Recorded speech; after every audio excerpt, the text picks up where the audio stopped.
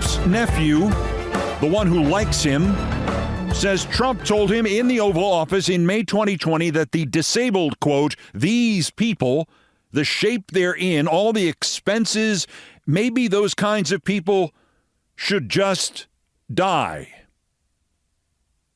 This is not merely horrifying on some kind of generic human level. Fred Trump the first was Trump's father. Fred Trump the second was Trump's older brother who died young. Fred Trump the third is Trump's nephew, and he has a son, William, who has spent the whole of his 25 years on this planet fighting illness after illness and complication after complication. And when the medical fund the family set up for William began to run dry in 2020, Fred III called his uncle, the president, and asked for help. I don't know, Fred Trump quotes Donald Trump as saying with a sigh. He doesn't recognize you. Maybe you should just let him die and move down to Florida. The him in this sentence, Trump wants to die, is his own grandnephew because all the expenses. Maybe those kinds of people should just die. There are lots of words for what Trump is proposing here. Euthanasia, mercy killing, assisted suicide, quietus, for the elderly, scenecide or geronticide. The Nazis called it Action T4. We all have our differing moral North Stars, but for most of us, I think there are at least some circumstances in which the idea, regrettable as it is, of helping people in trouble leave this life is valid and justifiable. And then there are monsters like Donald Trump who would make it mandatory, who would give themselves the choice to kill you or your disabled relatives. These people, the shape they're in, all the expenses, maybe those kinds of people should just die. Your son doesn't recognize you. Maybe you should just let him die and move down to Florida. Because the only term that applies to what Trump was thinking about the physically challenged is mass murder. I have asserted here before that what we saw of Trump during COVID suggested this was at the heart of his attitude towards people, a mass murderer. That people are just another commodity. Kill a few thousand, kill a million, so what? Just let them die and move down to Florida. Round them up by the millions in camps before you deport them, leaving Lord knows how many to die in those camps. These people, the shape they're in, all the expenses, maybe those kinds of people should just die. Fred Trump III has published these quotes in excerpts of his book, All in the Family. How fitting. Trump as Archie Bunker, only without the brain power and conscience. The excerpts in Time magazine, the New York Times, and The Guardian also got hard copies of the book, which comes out next Tuesday. It is not amazing to me that the sick people of this country, the ones without conscience, the ones like Trump with no real understanding, that the people they are not related to or friendly with or don't like, that those people are still people, and the people too lazy or stupid to realize that this is the kind of man they have been supporting. It is not amazing to me that they are supporting this monster Trump for president again, or that they got him elected president in 2016. What is amazing to me is that we, humanity, the people of this nation, and all the other nations somehow survived Trump. Watching Joe Biden last night. Thank you, sir. Thank you for helping us survive Trump. And thank you for the great sacrifice that will enable us to survive Trump again, because Trump is a mass murderer.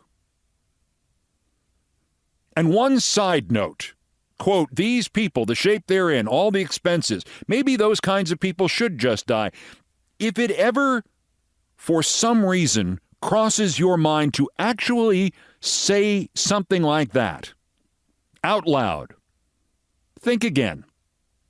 Quote might not just hurt you if somebody repeats it, but in fact, somebody worse than you somebody sicker than you, somebody more murderous than you, might hear that and wonder if the quote might also be applied to you.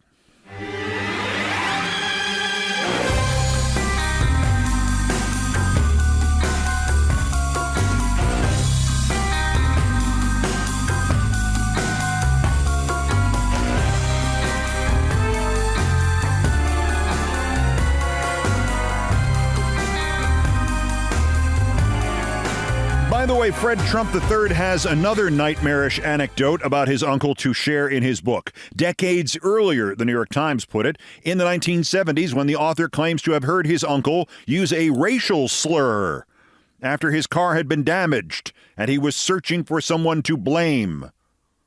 The quote from the book, cleaned up just a little bit, quote, "N-words," I recall him saying disgustedly. "Look what the N-words did," unquote. When you are quoted directly in a book by a close relative who heard you repeatedly use racial epithets, and that's not even close to the worst thing he quotes you as saying, because the rest of it is about letting your own disabled great-nephew die or killing untold numbers of physically and mentally challenged people, when the racial epithets are not the lead story, you're not having a good day, asshole. Which continues something that started nearly 2 weeks ago. All men, at all times, in all history, great or small, good or evil, live their lives, often without detours or disasters. They often live them on top of the world until some unpredictable, unforeseen day comes when the world turns on them.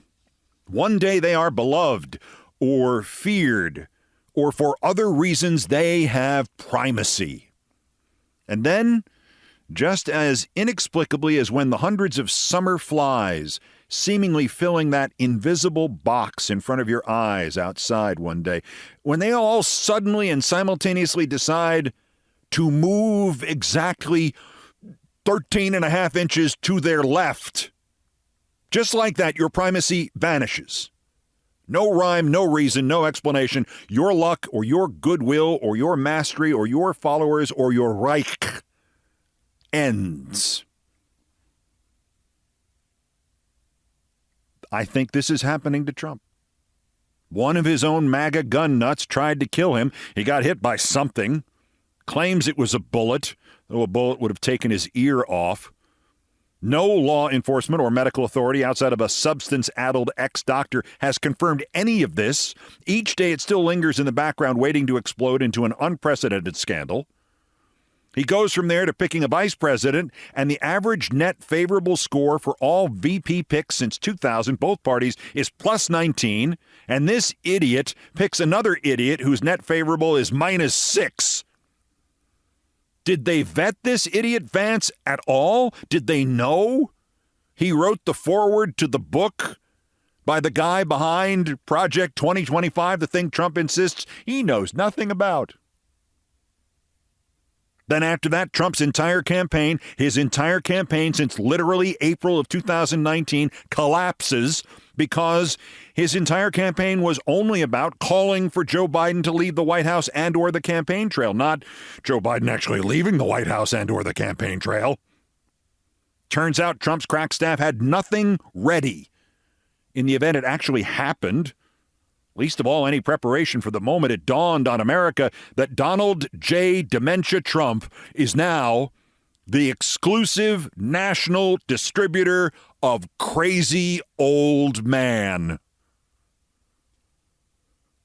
Then the first polls with the new candidate hit, and Kamala Harris was ahead or tied or damned close for somebody on day 3 of their campaign. More on the polls in a moment. Then after 8 years of their racism being enabled by Trump, Republican campaigners actually had to warn senators and congressmen not to make racial references to her, nor call her DEI. So, of course, all they did was call her DEI because they can't help themselves.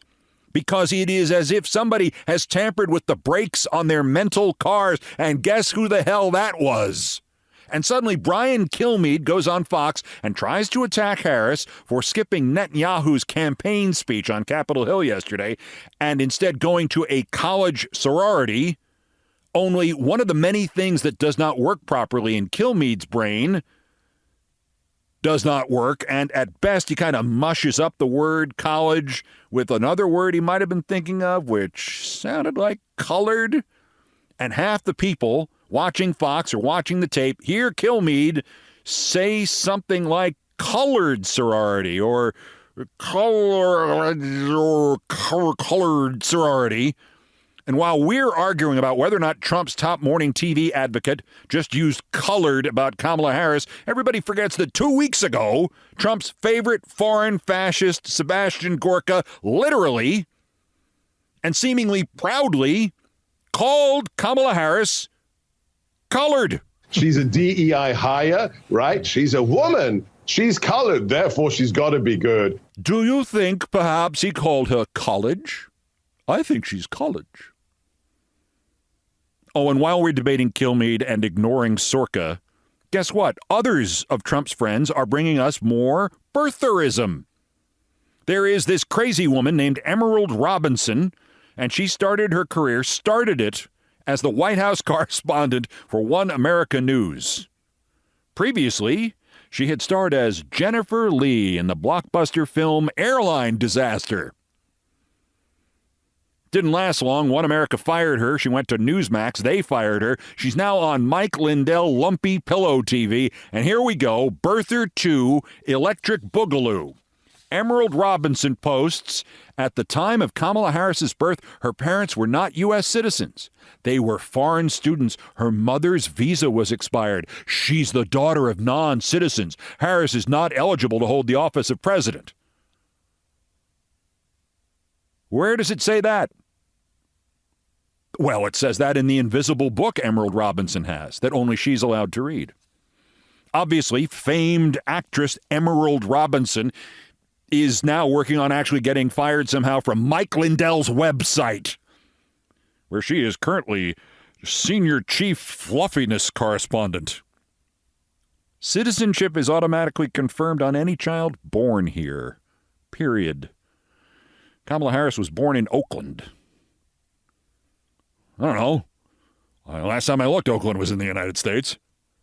So where did Robinson get this idea that there's a birtherism thing here? Well, a Republican said it in 2019, quote, I heard today that she doesn't meet the requirements. And the Republican who said that about Kamala Harris was? Wow, you got it in the first guess, Trump. So don't say anything racial about her, other than the DEI and the second wave of birtherism and calling her colored. Oh, and his own nephew quoting Trump using the N-word and advocating for the forced killing of the disabled to save on the expenses. On one more sign that the worm has turned on Trump, acceptance speech, Republican National Nazi Fascist Convention, about the North Korean dictator and, oh, by the way, mass murderer, Kim Jong-un. I get along with him, he said. He'd like to see me back, too. I think he misses me, if you want to know the truth. It's nice to get along with someone who has a lot of nuclear weapons. Kim Jong-un has now issued a response. Even if any administration takes office in the U.S., the political climate, which is confused by the infighting of the two parties, does not change, and accordingly, we do not care about this. Congratulations, Trump.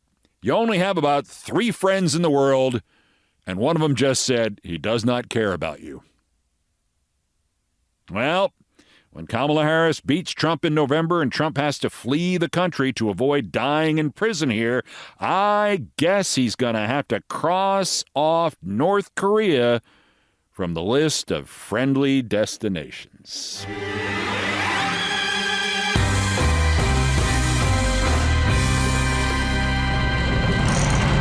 The Harris campaign is vetting at least a dozen candidates for vice president. Wait, somebody vets candidates for vice president? Does Trump know about this?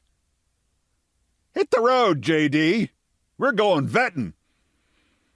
Quote, multiple sources tell CBS News that the list of candidates includes several governors: Josh Shapiro of Pennsylvania, Roy Cooper of North Carolina, Andy Beshear of Kentucky, Tim Walz of Minnesota, J.B. Pritzker of Illinois, and Gretchen Whitmer of Michigan. Members of the Biden administration, including Commerce Secretary Gina Raimondo and Transportation Secretary Pete Buttigieg, are also being considered, along with Arizona Senator Mark Kelly, among others. I got an out-of-the-box idea about the others. What about, for vice president, Joe Biden? Man, would that throw a monkey wrench into the political pundit machine. The Times wouldn't be able to publish for a freaking month. Only a dozen candidates. All right. Debates. Fox is playing its part to letting Trump run away scared from debating her. Fox has now offered a debate on September 17th. Once again, this would allow Trump to back out of a debate he has already committed to and blame the other participant. Now, the correct response from the Harris campaign to this offer from Fox is, we will be at the ABC facility as planned at Texas Southern University on September 12th. And as to anything else, there is no reply. Make no reference, no thanks, no she's busy measuring the drapes, nothing. No reply. Leave Trump hanging. Keep him talking. He has hit a talking slump. Keep him talking. Let's also assess some of the newer polls. Nothing as cleanly all Harris as yesterday, but all are good, and one set of interior numbers is great. From the CNN poll, comparing with Biden's numbers against Trump, either in an April or June poll, and these are the same respondents. So this is the same people who said X in April or June are saying Y now. Kamala Harris has an 11-point improvement from Biden among young voters and a 16-point improvement among black voters and a 5-point improvement among female voters. That is the sort of thing you will see first before you see the overall numbers in the larger polls changed. On the other hand, you may recall that 3 weeks ago, CNN put out what was considered, even on the Trump side, to be something of an outlier, something showing Trump ahead of Biden by 6.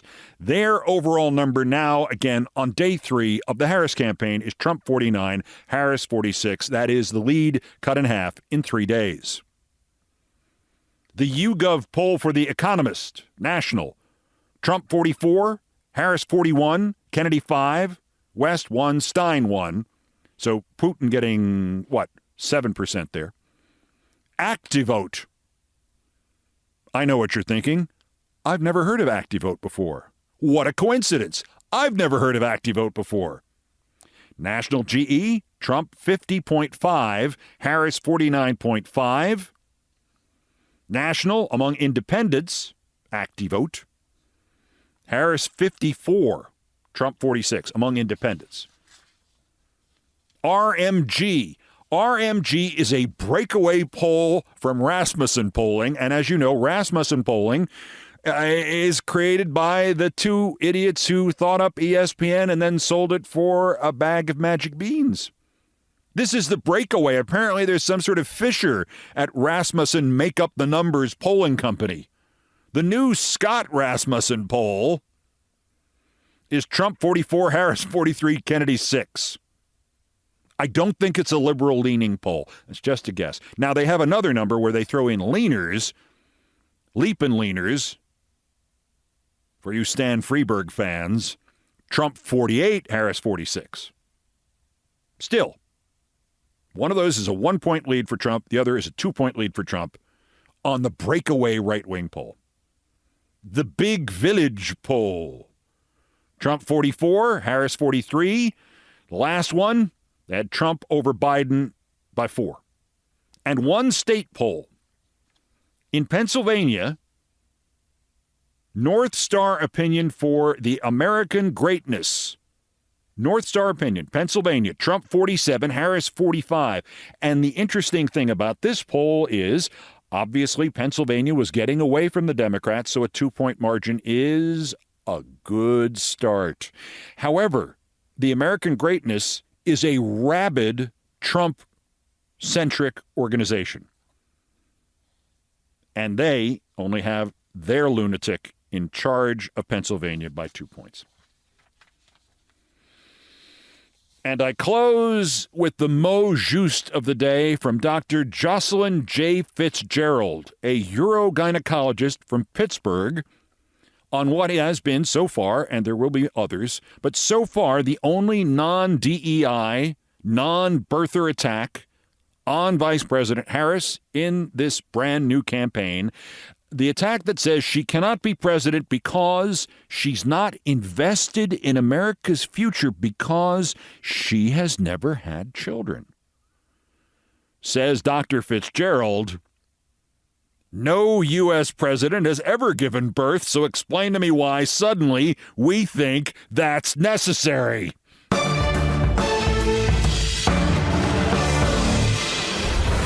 Hey, Harris campaign, are you vetting Dr. Jocelyn J. Fitzgerald for vice president? Because I think that might be a nice pick. A programming note. I will try to do a Friday edition tomorrow, but if you will recall Tuesday's news, I am getting my tattoo of my late 17-year-old rescue pup, Minet, today.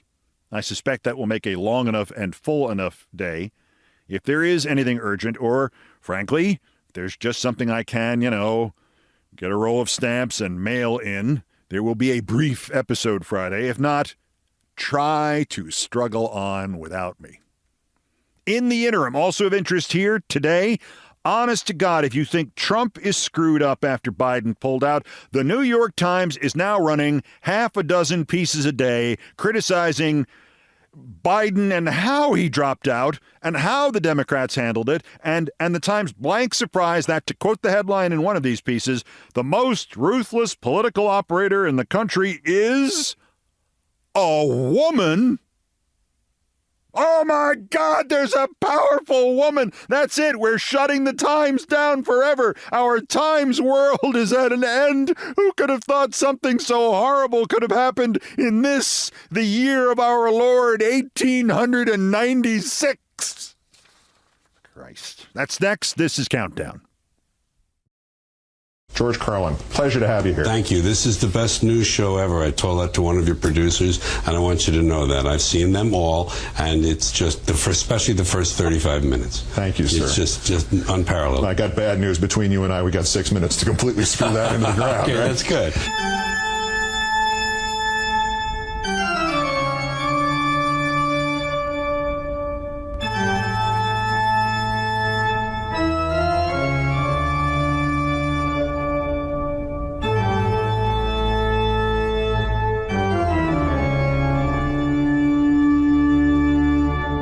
I cheated. That was from October 2007. My late hero, George Carlin, doing the introduction. I saw him at Carnegie Hall when I was 14 years old. Sat around laughing, wondering when the adults were going to come in and throw me out. When I was 48 years old, he sat next to me and told me mine was the best newscast of all time. Just saw the documentary on him again. What an extraordinary man. Still ahead of us on this edition of Countdown, partly in honor of George. That's what made me think of running that. Both a New Yorker and a great baseball fan that he was. The story of how one of the most infamous baseball people of all time, the most hated in New York history, used to also distort words in a way that would have driven George, who was as good with the language as was H.L. Mencken, would have driven him nuts. How hated was the guy I'm going to tell you about? The old joke was, you're in a boat with Hitler, Mussolini, and this guy. You have a gun, you have 2 bullets. What do you do? The answer?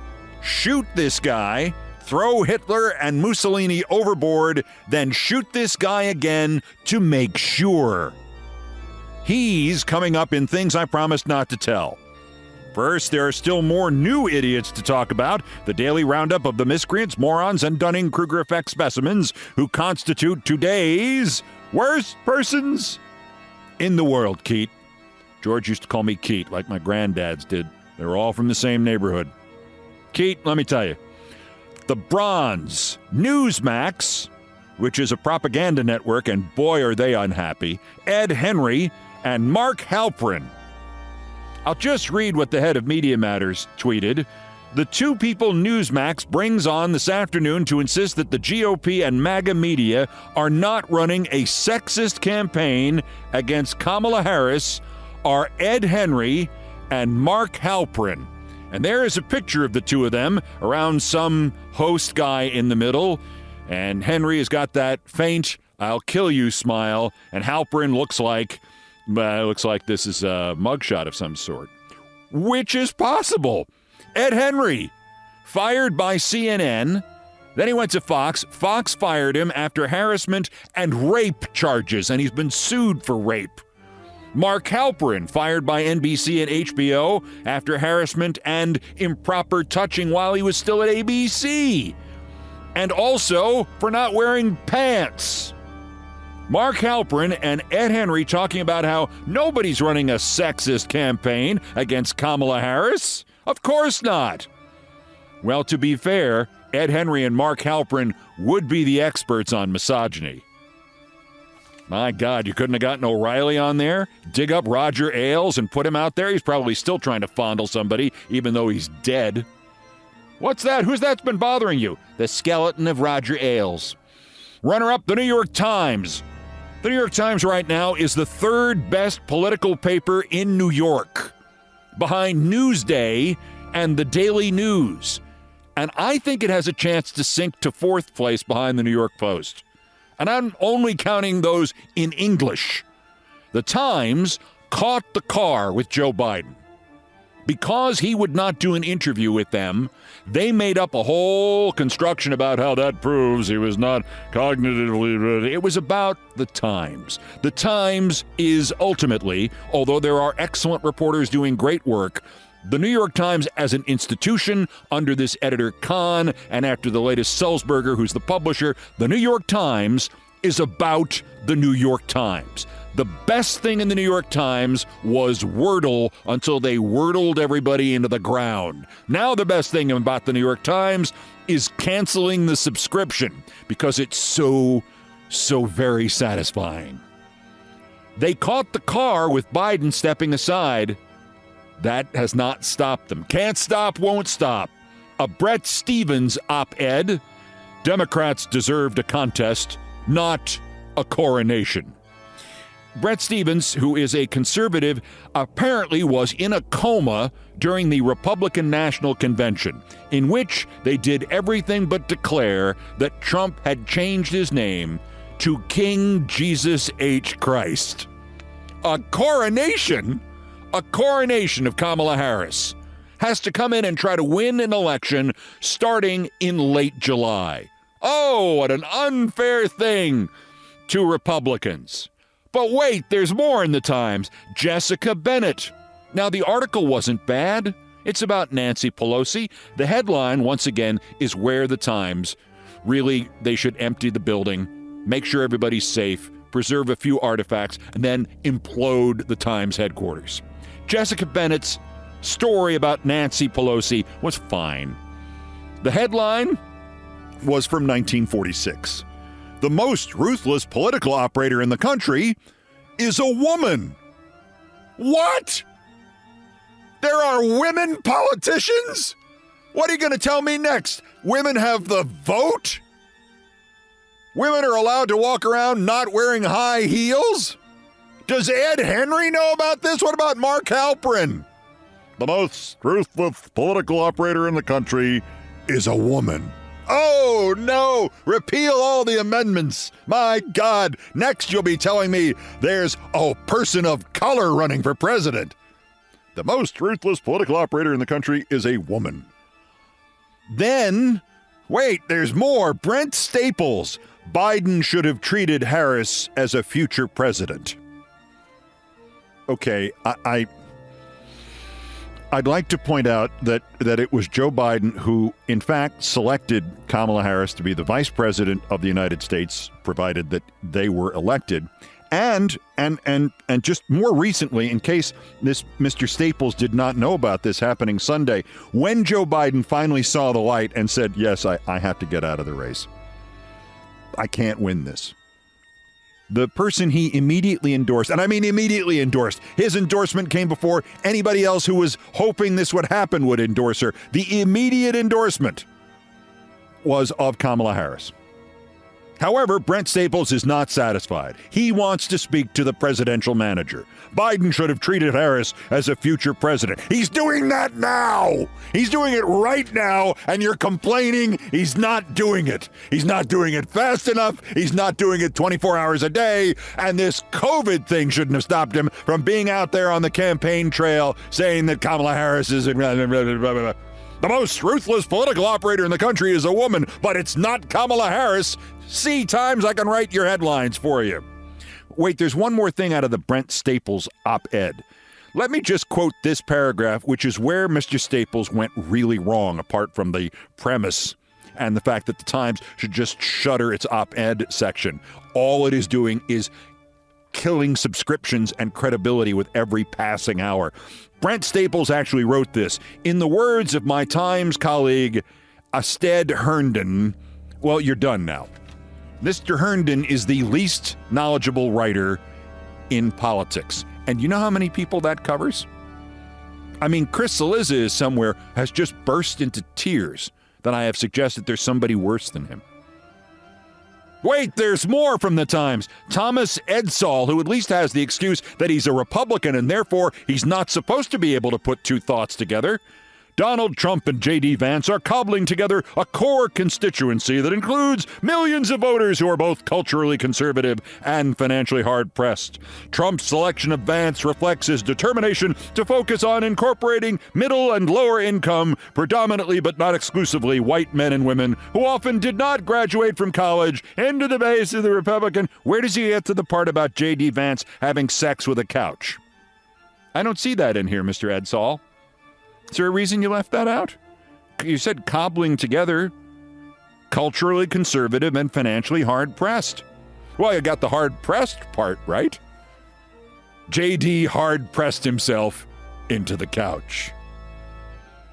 His selection of Vance reflects his determination to vote. He liked his beard. Did you vet him? Yeah. He trimmed his beard today. Okay, he's in. Now, these were all op-eds driving the New York Times into the ground, to the point where the people who own the name New York Herald Tribune are going, gee, do you think we could start up again? I mean, we've been out of business for, what is it now, 58 years? I bet we could probably outsell them, at least in the city. Look at this crap. My entire staff has been dead for 40 years. They could write better than these guys. There's a news article by a man named Charles Homans, a political news article, and it's not bad, but once again, the headline has been written by fourth graders to be read by third graders. How Democrats learned to love the smoke-filled room again. Subheadline, it's because they want to win. Oh my God! The Times has just broken the story of the century. The Democrats want to win the presidency. Oh no! Stop the presses. Don't bother with a Wordle email. Email people about this Charles Homans article breaking the news that the Democrats want to win the election. My God! And still, somehow, somebody is worse than Ed Henry and Mark Halperin and everybody writing the headlines at the Times and the editor and the publisher and these nitwits in the op-ed pages and the people who stick these unbelievable headlines on these otherwise okay articles and how they're now in third place in the city of New York. Somebody worse than that. Yes, it's Russell Brand. I don't know, for some of you younger folks, if you know that he was once a comedian, sometime, I think in the 19th century. He's now been banned from all of Great Britain for a series of alleged attacks on women, in the studios at the BBC and other places in England before his own shows. And of course, as always with people who get caught, he says, I got cancelled. The biggest problem with Russell Brand is he's not bright, but he's been taught the words that you use to make yourself sound bright. He's an autodidact, which means he actually doesn't know anything. Or more importantly, many of the words he's used, he's never tried to pronounce before or heard other people use in context. He wrote, and I'll spare you my impression of him, if Kamala Harris is to be the new pick in the bait-and-switch, find-the-lady cup-and-ball trick that we are being offered in lieu of democracy, we already know she's a socially inept and empty instrument of intransigent institutional power. He has a list of words he likes to try to work into things like this, solely offering cutaneous and genetic novelty to a famished pack of secularist devotees so bewildered that melatonin and an X chromosome could represent to them some kind of Pyrrhic victory. Melatonin. Melatonin. Russell Brand wrote melatonin. The word is melanin. Melanin is what he's talking about, which is the pigmentation in skin is from the chemical melanin. Melatonin is what you take at night when you can't sleep, like on the occasion when you keep thinking about all those girls you assaulted. Russell, what's my profession then? I have been taught words as one might attempt to philosophically educate a minor bird. And my hair is so dirty, I need some shambolic immediately. Brand. Today's worst person in the world of planets of the Earth, Governor.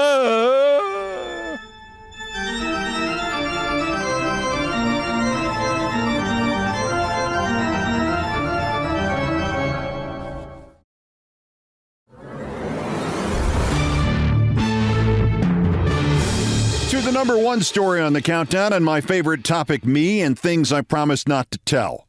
And this story is secondhand, but I'm pretty sure Gil Stratton told it to me, and Gil was gold. If you've ever seen the movie Stalag 17, and if you haven't, you should, like right now, Gil played William Holden's right-hand man, Cookie, and Gil narrates the film, too. And he was in The Wild One with Marlon Brando, and he co-starred on Broadway with Judy Garland, and Gil was a baseball umpire, and Gil was the number one TV sportscaster in L.A. from 1954 to about 1975, and he stayed on the air so long that eventually he worked with me and then for me, and he never complained about that once. Loved the business, loved doing it, and he knew everything that had ever happened in Los Angeles. In a city that almost deliberately erases its past as quickly as possible, Gil was one of those living history books. And I always tell this one story of his whenever a sports owner or commissioner says his team or league lost money. After some research, it turns out the year of the story has to have been 1964. From the details in the anecdote, we know the Dodgers had won the World Series the year before, but had not been in the pennant race in the year in question. So that had to be 1968 or earlier, because one of the three men in the story, the Dodgers vice president Fresco Thompson, passed away on November 30th, 1968. So the 1964 season, which it has to be, ends at Dodger Stadium 58 years ago this week, late on the afternoon of Sunday, October 4th. The Dodgers have just won, but it's not enough to save them from a losing season, 80 and 82. Just under 14,000 people have paid to get in, which means 2,228,751 souls have dropped some cash into the till of the infamous Dodgers owner, Walter O'Malley. That was a lot of fans in 1964. The stench of Walter O'Malley reeks through history. He is still the villain in sports in New York City, where he moved the Brooklyn Dodgers out, something from which the borough of Brooklyn has never recovered, even though the historical record is pretty clear that the Dodgers did have an attendance problem in Brooklyn, and the city of New York did not think it was worth it to merely sell O'Malley the land he thought was ideal for a sports stadium. O'Malley was right about the land. The land is now where they put the Barclays Center, an arena, at public expense. O'Malley wanted to pay for his building himself. Anyway, back to 1964. A sixth-place Dodgers season has just ended, and either that day or the next day or the day after that, 58 years ago this week, one of the three men who basically run the franchise, Vice President and General Manager Buzzy Bavasi, leans in through the doorway of Walter O'Malley's office in Dodger Stadium, where the man who got rich foreclosing on mortgages during the Depression, including the mortgage on the Dodgers, that's how he became the owner. He is, as usual, sitting behind his desk, thumbing through accountant's ledgers, smoking a large cigar, and using a long plastic holder. See you at the winter meetings, boss. O'Malley never looks up from his financial books. At least we had a decent fiscal year. I mean, with Koufax hurt and all. Now O'Malley looks up, and he growls. What do you mean, decent fiscal year? We lost $2 million. Walter O'Malley does not now have to tell Buzzy Bavasi to leave his office because Buzzy Bavasi feels as if he has just been shot. We lost $2 million, he thinks to himself. We lost $2 million. $2 million. The hallway of the executive offices of the Dodgers on the Loge level of Dodger Stadium swirls around him. $2 million. Just 4 years earlier, when baseball had sold the rights to put an expansion franchise in that same city, Los Angeles, to Gene Autry, the price had been $2,100,000. $2 million was literally the price of a Major League Baseball franchise in the early 60s. Buzzy Bavasi staggered down the hallway. The sweat poured from every part of his body. His vision blurred, and he found it difficult to breathe. He almost fell into the open doorway of the third man who ran the Dodgers, the other senior vice president, Fresco Thompson. Buzz, Fresco said with considerable alarm. You okay? Buzzy Bavasi barely croaked the word no, but the rest of the sentence he fairly shouted. O'Malley just told me we lost $2 million this year. Fresco Thompson laughed, and now Bavasi's terror turned to anger. What in the hell are you laughing at? $2 million! We lost $2 million! Don't you know what this means? We'll have to fire everybody. We'll have to trade Koufax. At least we have to trade Maury Wills. We traded $2 million, and we lost $2 million. And now the worst suddenly occurs to Buzzy Bavasi. Jesus, Fresco, he's going to fire one of us, isn't he? Bavasi had not noticed Fresco Thompson's laughter growing. You Italian idiot, Bavasi. Only Fresco Thompson did not say Italian. How long you been working for this guy, O'Malley? Bavasi spit out the answer. 1950. Thompson calmly replied, yeah, nearly as long as I have. And you still haven't figured him out. Buzzy Bavasi was lost. The franchise was teetering on bankruptcy in front of their eyes. But Thompson was focused for some reason on how long they had each known Walter O'Malley. They were all about to get fired by Walter O'Malley. Fresco Thompson stood up and put his arm around his still shaken colleague. When O'Malley says we lost $2 million this year, Buzz, what that greedy bastard means is last year, when we won the World Series, we made a profit of $6 million. This year, when we finished in sixth place, we only made a profit of $4 million. So in his mind, that means this year we lost $2 million. We didn't lose $2 million. We made $4 million.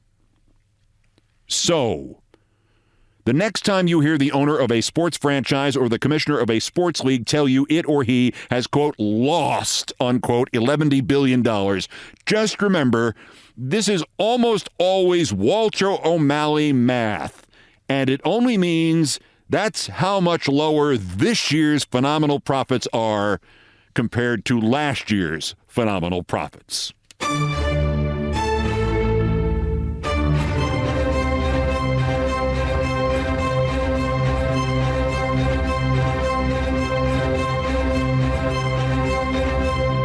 Push Mussolini overboard, push Hitler overboard, and shoot O'Malley twice.